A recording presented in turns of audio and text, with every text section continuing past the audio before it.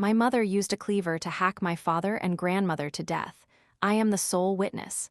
My mother has confessed to everything, yet the police keep hounding me, refusing to let go. Because they keep asking me the same questions.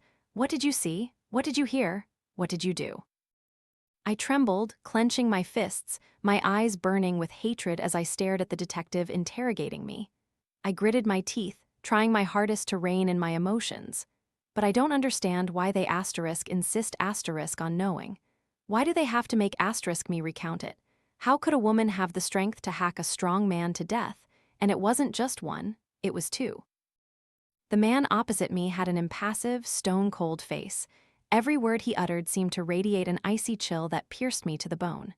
"Your mother confessed so readily?" he asked.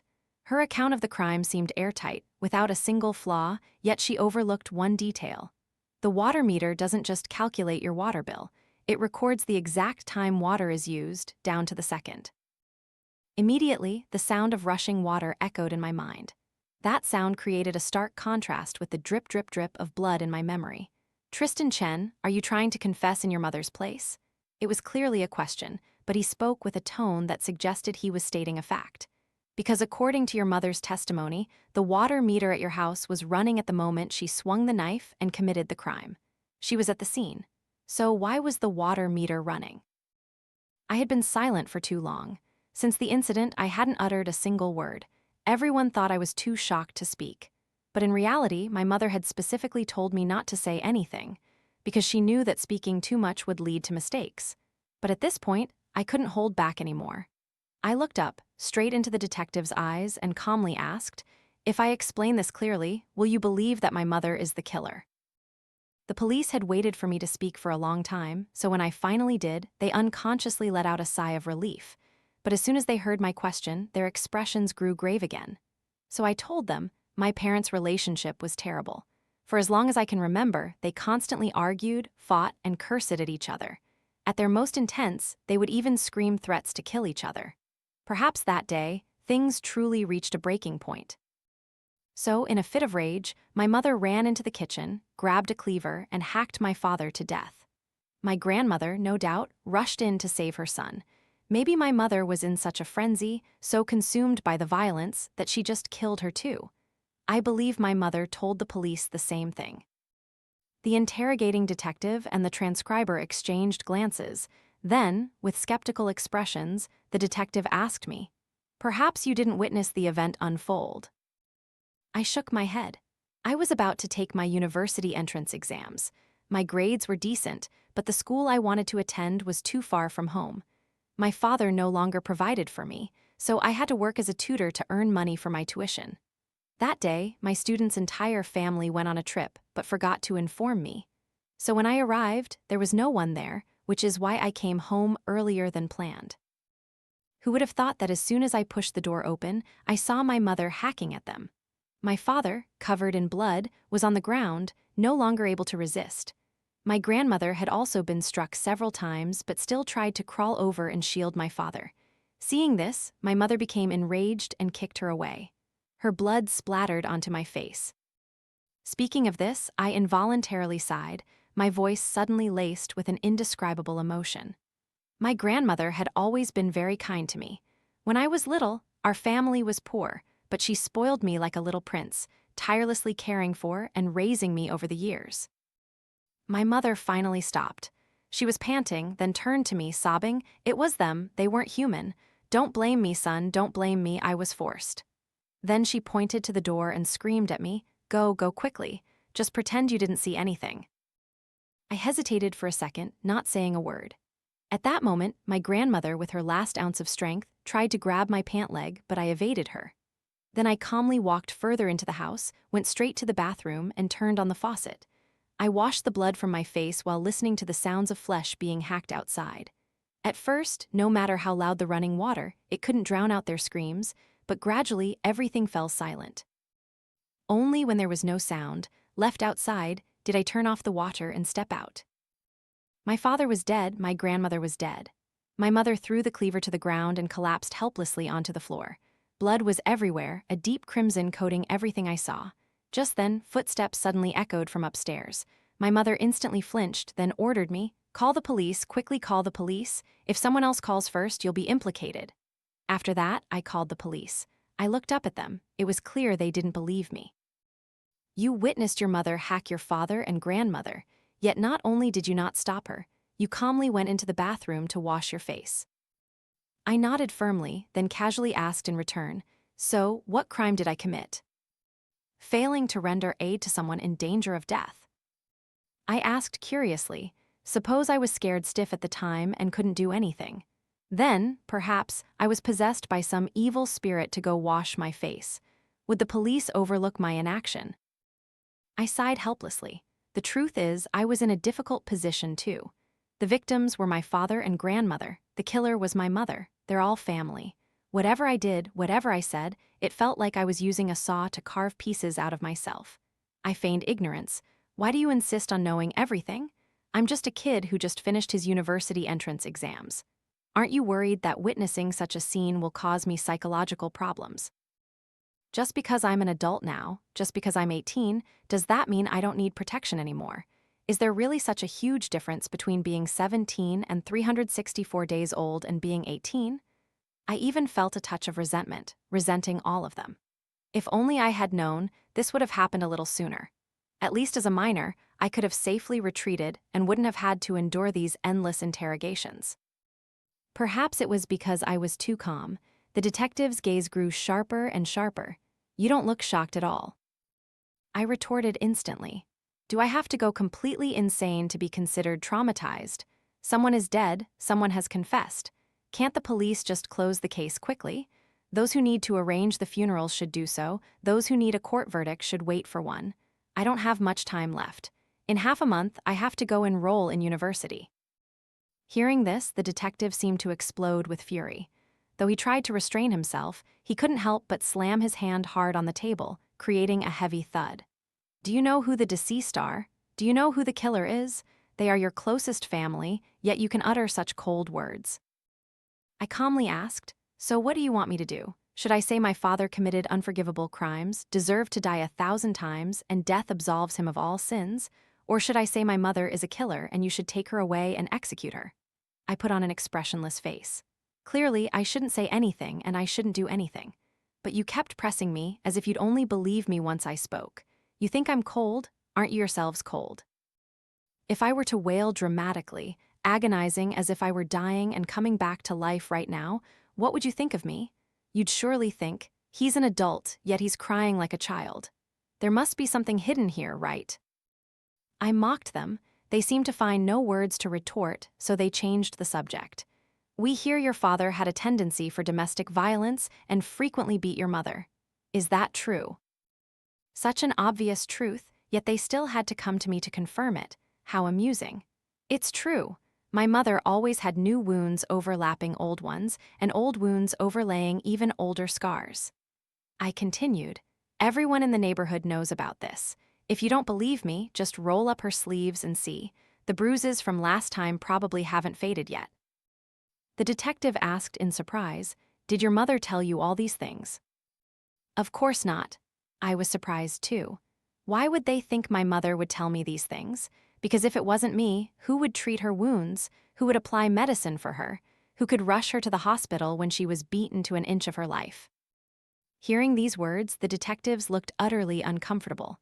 They wanted to say something, but for a moment, it was as if something was caught in their throats. Finally, one of them spoke, his tone somewhat accusatory. You're so tall and strong. When your father laid his hands on her, why didn't you step in to stop him? Stop him? What was I supposed to stop him with? I was born tall and big. Even when I was very young, I tried to intervene, but my father's single kick easily sent me flying. My mother could have resisted, run away, or dodged. But as soon as I was present, she would transform into a fluffed-up hen, shielding me tightly in her arms. Then she would stand still, rooted to the spot, letting my father pummel and kick her relentlessly. When I was a little older and understood things a bit more, whenever my father hit my mother, she would consciously lock the door so I couldn't see. At that time, my grandmother would also cover my eyes and tell me, your mother made a mistake, and your father is disciplining her. If you make a mistake, you get hit. Didn't your teachers at school teach you that? It wasn't until I painstakingly formed my own sense of right and wrong, and my stature grew taller than my father's, that I could be like my mother, spreading my arms to shield her in front of my father. At those times, I would yell at him, "You can't hit Mom anymore. If you hit Mom again, I'll beat you to death." This tactic actually worked. After that, I no longer saw my father beating my mother, but I would still see new wounds on her body and her endlessly weeping. So I grabbed a stick and chased him all the way to the casino where he was gambling, and without a word, I swung the stick, beating him relentlessly. I wasn't afraid of hurting him. Even several adults couldn't pull me off him. I beat him until his head was bleeding profusely. I thought this time he surely wouldn't dare again. But guess what happened? My mother had to kneel outside his room for 3 days and 3 nights before he deigned to throw the household registration book at me. Otherwise, I wouldn't have been able to attend high school. I once called the police. But what happened when the police arrived? My father was formidable. He wasn't even afraid of the police. He even strained his neck and bellowed, "I'm beating my own wife and you're going to interfere. What if I climb into her bed? Will you interfere then too?" Seeing this, the police didn't bother arguing with a hooligan like him and turned to ask my mother if she wanted a medical assessment for her injuries. My mother didn't understand. The officer explained that even a report of minor injuries could send him to jail. Hearing this, my grandmother waved her hands frantically, terrified. "Jail? What jail? I've never seen anyone go to jail for hitting their wife. If he goes to jail, who will support this old woman?" She pointed directly at the officer's face and demanded, "Will you support me? Or will you support me? If you dare take my son away, I'll go to your houses and cause a scene." Is there any woman who hasn't been hit a few times by her husband and then demands he be thrown in jail? My grandmother didn't just speak, she started cursing. "You're a jinx. What good would it do you to put your husband in jail, so you can run off with other men more easily, right?" At that time, curious onlookers gathered, growing in number, but not a single one was helpful. Finally, the police would say, "You don't want a medical assessment. Then we can't do anything about it. Your family matters are yours to resolve. Don't waste police resources all the time." And then what? As soon as the door closed, my father dragged my mother out and beat her again. This time, both my mother and I had learned our lesson. My father no longer hit my mother's face, and my mother also tried to suppress her pain, not making a sound. Seeing my hateful expression, my father would smile at me, a truly grotesque smile. With one hand, he dragged me in front of my mother and ordered her, "Look at your son's eyes. This is the good child you gave birth to, the good child you raised. Today he dares to threaten me like this. Tomorrow he'll dare to kill you." Then he would pat my face and say, "Son, you're still young now, you don't understand. Women are worthless creatures. If you don't beat them, they won't listen." He even said smugly, "Spare the rod, spoil the child. Sweet words are for those you despise." He made my mother lecture me, and she advised me until her throat was dry. "Tristan, your father just has a bad temper. You just have to endure it for a bit. Just focus on your studies, don't worry about these things." Later, I studied at a boarding school. Even though my mother tried to hide everything from me, I knew she was still being beat. I told my mother, "Mom, get a divorce, I'll go with you." My mother just shook her head and said, "Just bear with it a little longer, just study hard. It'll be fine once you get into university." Those painful memories were like nails hammered into my head. If I didn't think about them, they were fine, but whenever I did, the pain was excruciating. I quietly said, "I'm used to it. I've been used to it for a long time." I sighed repeatedly. I had no hope at all. I could only bury myself in my studies. I had asterisked to get into university. Only then could I take my mother far away and escape these bastards. I unconsciously raised a hand to wipe my face and felt the wetness on my hand. That's when I realized I was crying. So, regarding my mother hacking my father to death, I wasn't surprised at all. I believe that in her mind, she must have envisioned hacking him to death tens of thousands of times, which is why she could pick up the knife without the slightest hesitation. You ask me why I am so cold. It's because if I weren't cold, if my father had found an opportunity to resist, the one who would have died would have been my mother. The detective pondered for a moment, then continued. Your mother endured for so long, so why did she suddenly snap right when you were about to take your university exams? Let's say she was always waiting for you to get into university before divorcing. Then, at the very moment you received your acceptance letter, shouldn't she have filed for divorce from your father? Why didn't she? You must have received your university acceptance letter a long time ago. She didn't file for divorce. Instead, at this very moment, she killed your father and grandmother. Domestic violence alone doesn't seem like a convincing enough motive. After all, this wasn't the first time your father laid hands on her. Domestic violence, just domestic violence and not for the first time. It seems they truly are cold people, an entire lifetime of misfortune, yet they can summarize it with just 2 words: domestic violence. What kind of nonsense is this? My mother hadn't even had a chance to tell me. What did she tell you in the interrogation room? Faced with my barrage of questions, the detective hesitated for a moment before saying, "Your mother stated that during lunch, your father picked a fight, saying the food was too salty and was about to hit her. So, in a fit of rage, she ran into the kitchen and grabbed a knife." I continued to challenge, "And you believe that?" This time, the detective said nothing. Given their relentless questioning, there were clearly many suspicious points in the case. But where exactly those suspicious points lay, I hadn't figured out yet. "You should rest for a bit." The interrogating detective suddenly stood up and left. I asked, "Can I go now? Where are my father and grandmother's bodies now? I need to make arrangements for the funerals, don't I?" "Their bodies are still with the forensic team. Exactly when you can retrieve them depends on the progress of the case." I asked, "What about my mother?" "She still has to continue with the interrogation." "And me, you'll have to wait a moment, we still have a few things to ask you." In short, I wasn't allowed to leave. About 2 hours later, they came back to interrogate me again. "We just spoke with some of your neighbors. They can all confirm that your father frequently abused your mother, but they also said it was because your mother was having an affair, which is why your father acted that way." At this, my fists involuntarily clenched.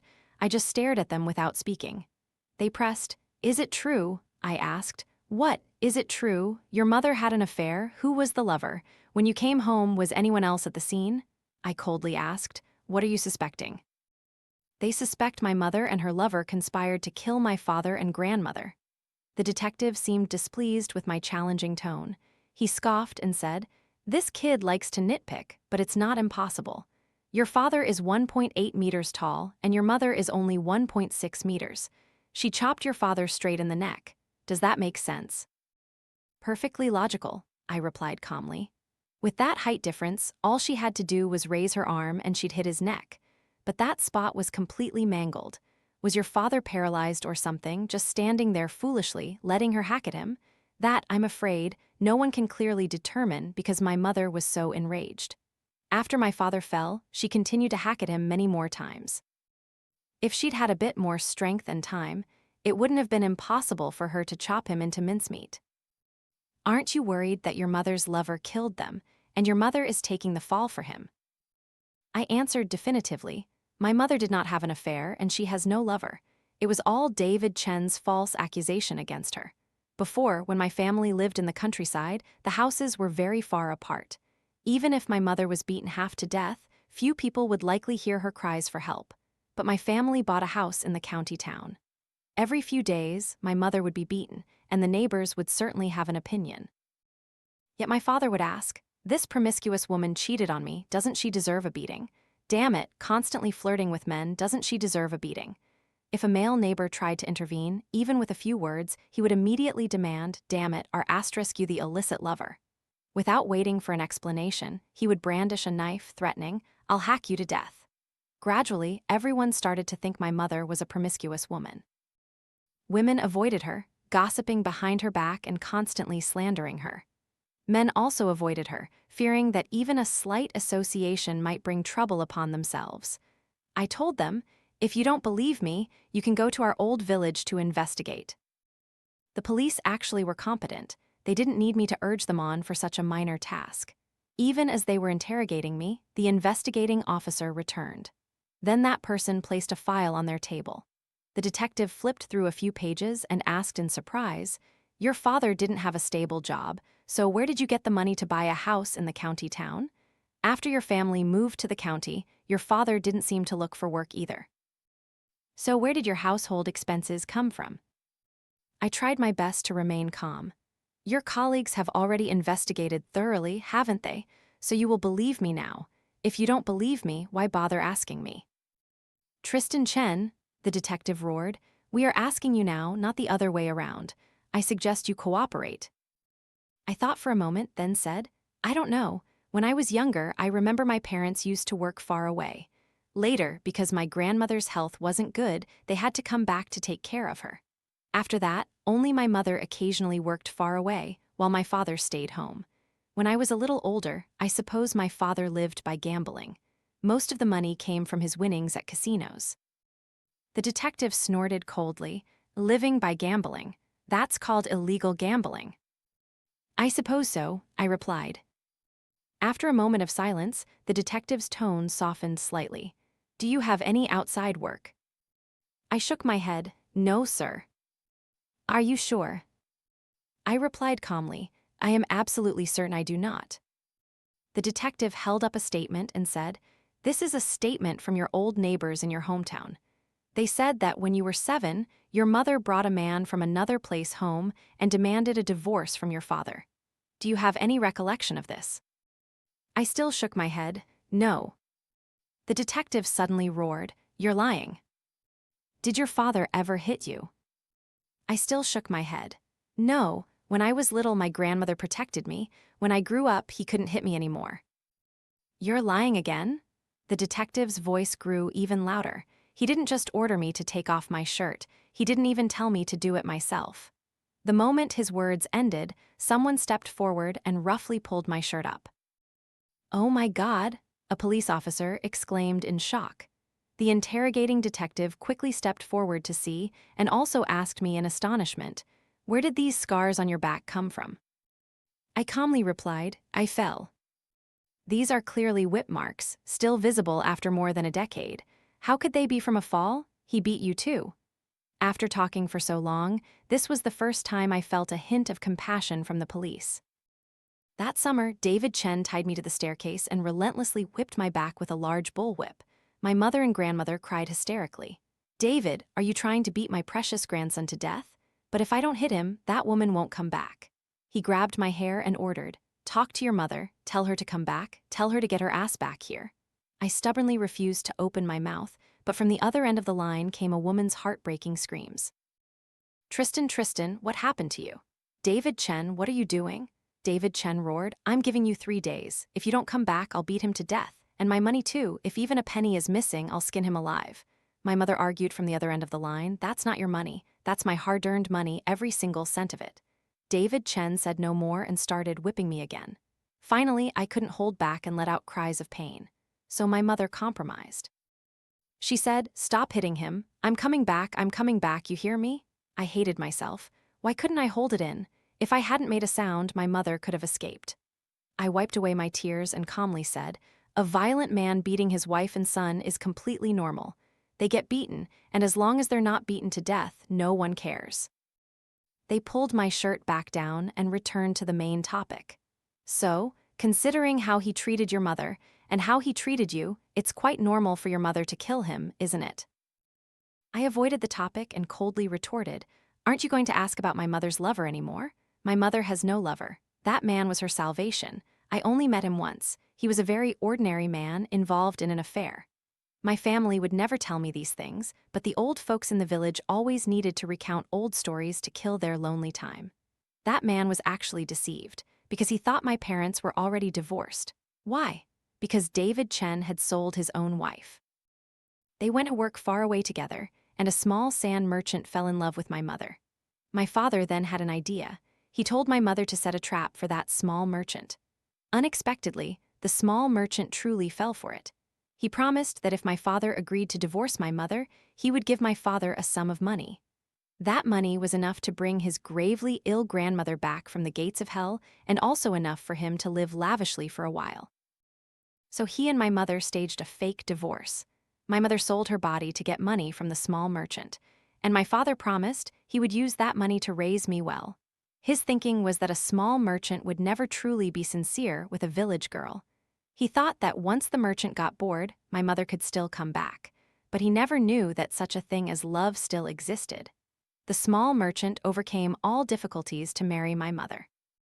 So when my mother returned for a real divorce, she gave all the money from the small merchant to my father, hoping he would agree to the divorce and relinquish his custody of me. That's when my father got scared, but he still had his trump cards. Firstly, legally, they were still married. Secondly, there was me, their son. And thirdly, he could do whatever he wanted. He went to my maternal grandparents' house with a knife, terrifying them and even threatening that if they dared to agree to my mother's divorce, he would kill their 2 young grandchildren, wiping out the Lee family line.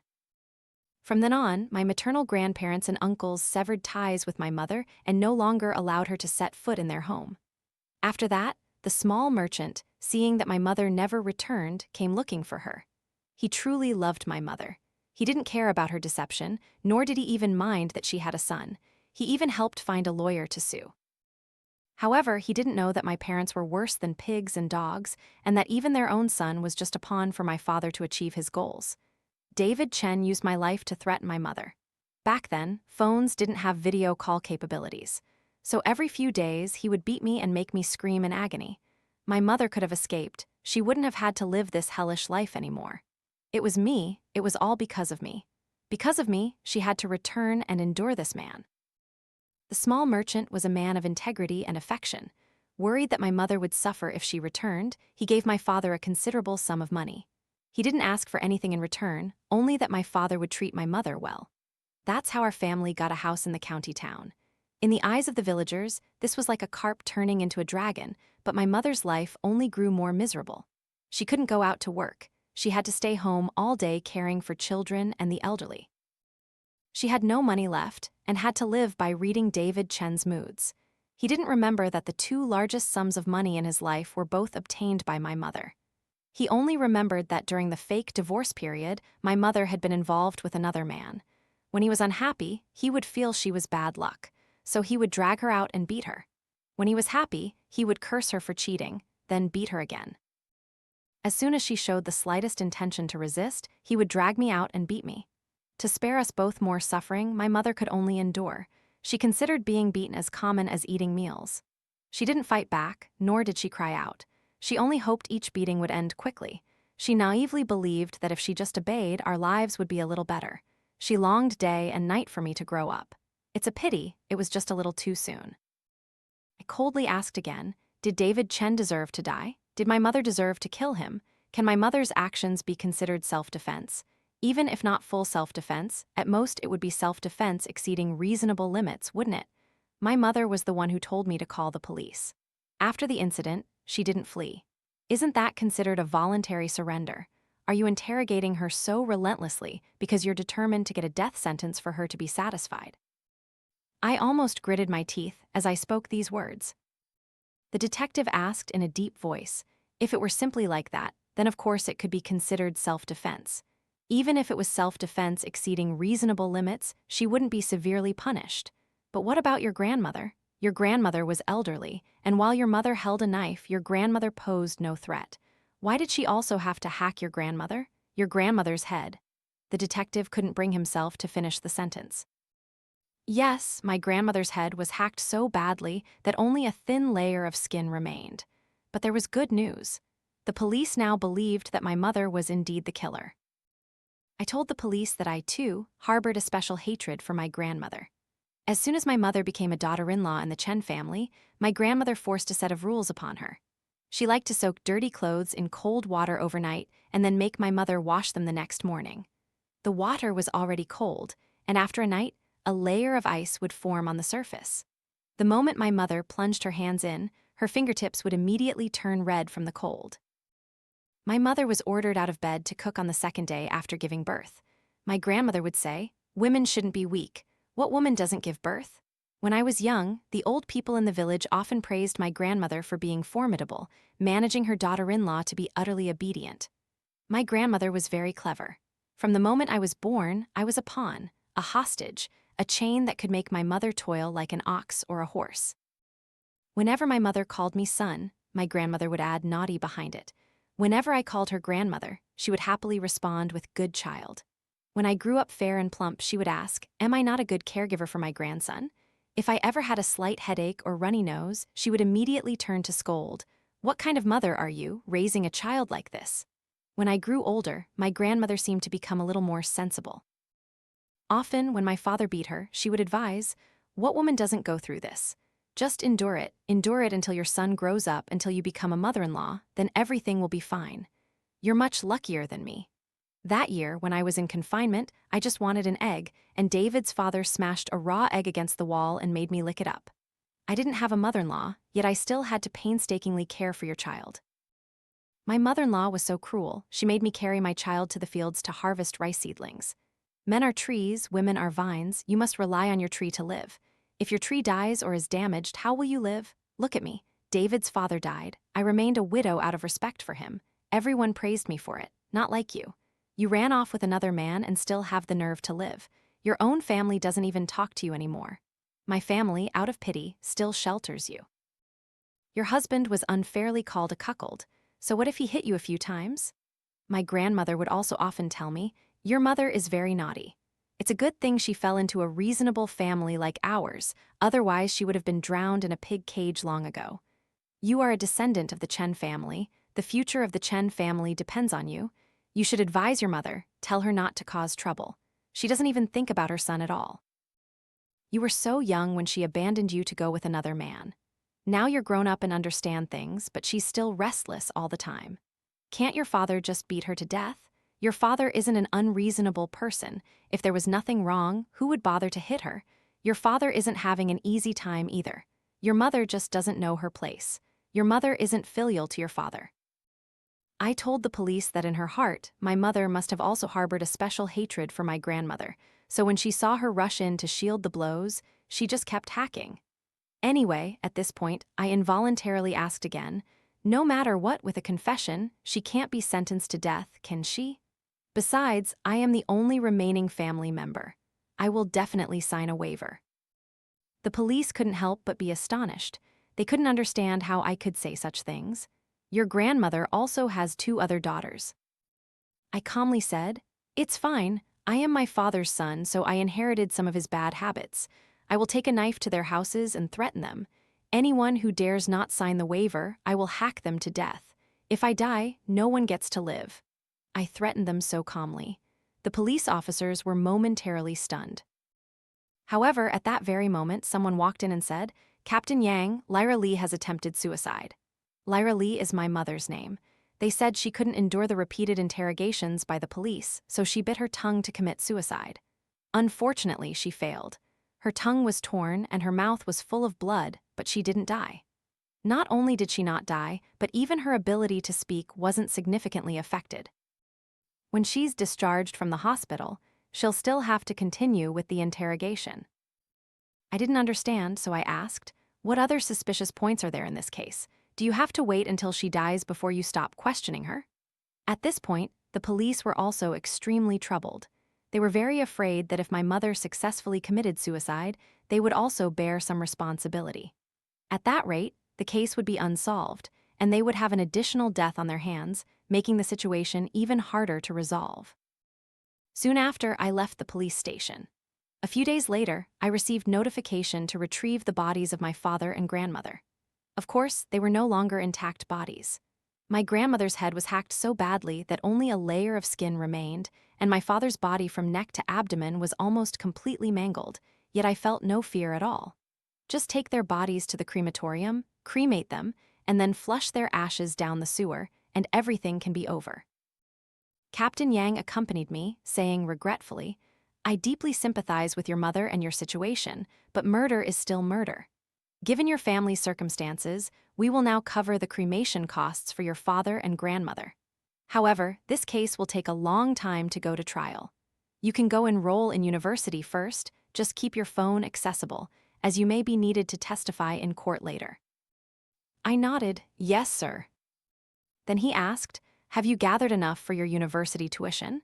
Given your situation, you can apply for student loans. After the verdict, your family's house will likely be inherited by you. But since it's a crime scene, selling or renting it won't be easy. So, our department organized a collection and raised some money for your living expenses. The moment he finished speaking, I immediately refused. I will find my own way to cover my living expenses. The most important thing now is that I want to remove our household registration. I emphasized each word. I want a household registration book with only my mother and me. Captain Yang hummed and said, I'll write down the specific procedure for you later, just follow it. I immediately thanked him. Thank you. However, at that very moment, a female officer suddenly walked over and excitedly said, "Captain Yang, there's a new development in the case. We found problems with the electrical wiring at the Chen family's house. This wasn't a crime of passion, it was premeditated murder." The female officer looked at me, then took out a supermarket receipt and handed it to Captain Yang. "This is a bottle of wine Tristan Chen bought near his tutoring location 3 days before the incident. It cost 600 dong, far exceeding his family's usual spending. But this bottle of wine was not found at the crime scene. The forensic results also showed that Mrs. Chen, grandmother, indeed had signs of electrocution before death. Afterwards, the body was covered by knife wounds, and the neck was mangled, so we were prejudiced to assume the cause of death was external trauma and overlooked injuries not visible to the naked eye." Captain Yang and the other officers were all extremely surprised.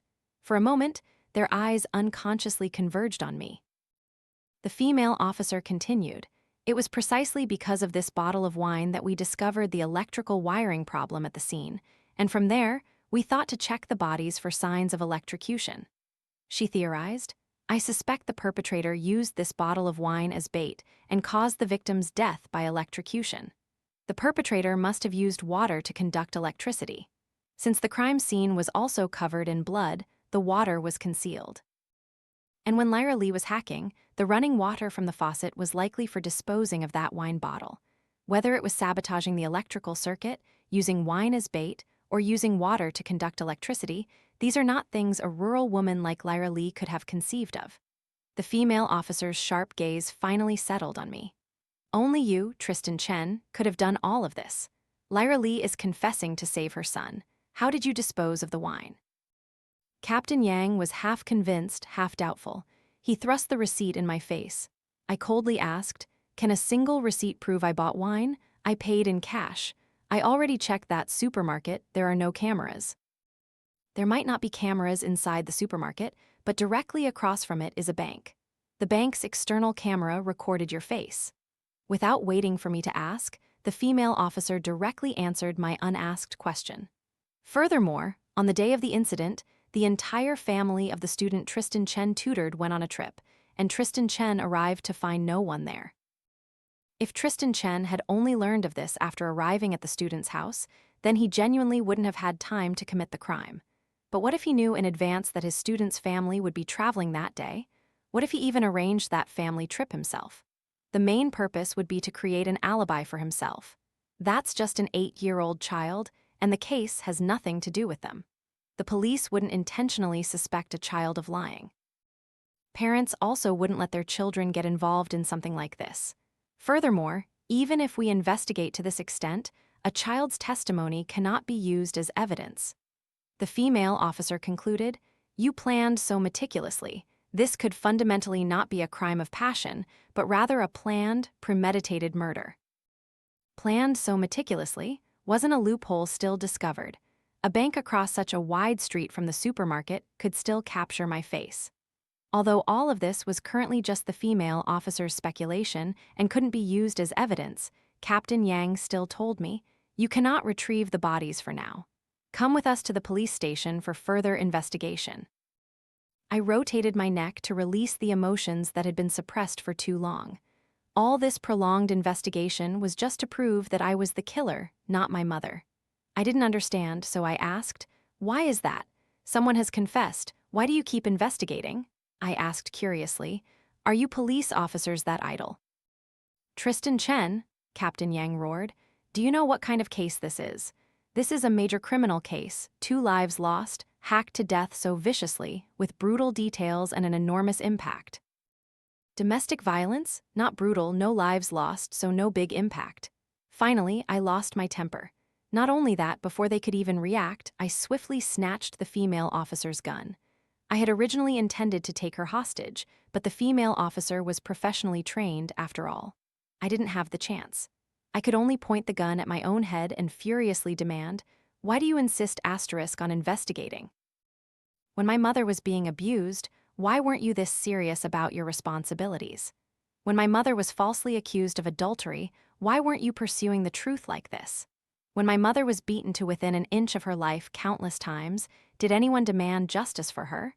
Was it because she wasn't actually beaten to death? Captain Yang, startled, quickly tried to calm me. Tristan Chen, calm down. I've always been calm, I roared. You're the ones forcing me not to be calm. I'm not pretending anymore, I admit it, I shouted. That's right, I killed him. It wasn't a crime of passion. It was a premeditated murder, a perfect murder plan. If that old woman hadn't been idle and gone to help him retrieve the wine, this would have been a perfect case of accidental death by electrocution. At this point, I couldn't control myself anymore. I don't understand why a mother could love her son so much. It was just to retrieve a bottle of wine, and she's over 50 years old, yet she worried about her strong young son getting tired. The voltage was enough to kill him, but that old woman, because of an old hand injury, deliberately wore gloves. That's why she only felt an electric shock but wasn't electrocuted to death. And that's how her son knew what had happened. If I hadn't killed him, was I supposed to wait for him to kill me? You're curious why I hacked his abdomen to pieces. It's because that's where he kicked my mother twice. My mother, wanting to take the blame for me, could then destroy that evidence.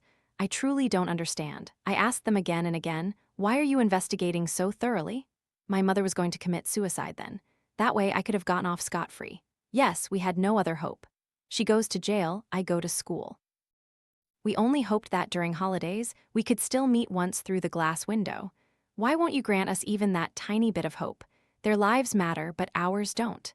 David Chen's life is so precious, while Lyra Lee's is so contemptible. A violent man is a citizen you must protect, but an abused woman is not. I asked them, why is divorce so difficult?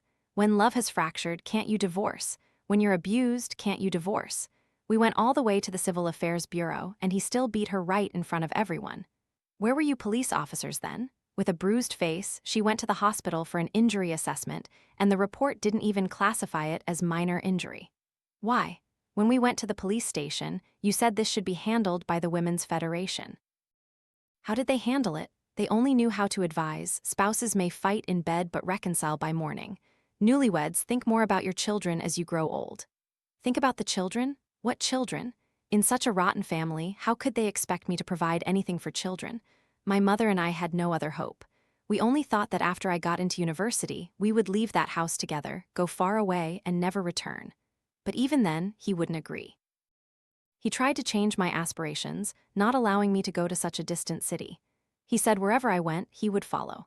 My mother, having no other choice, said she would go with me. But what did he say? He said that after I graduated from university, if I dared not to come back, he would treat me like a punching bag and beat me. 3 beatings a day, an extra one if I had a late snack. As long as he didn't beat me to death, no one would care. I had asterisked to kill him.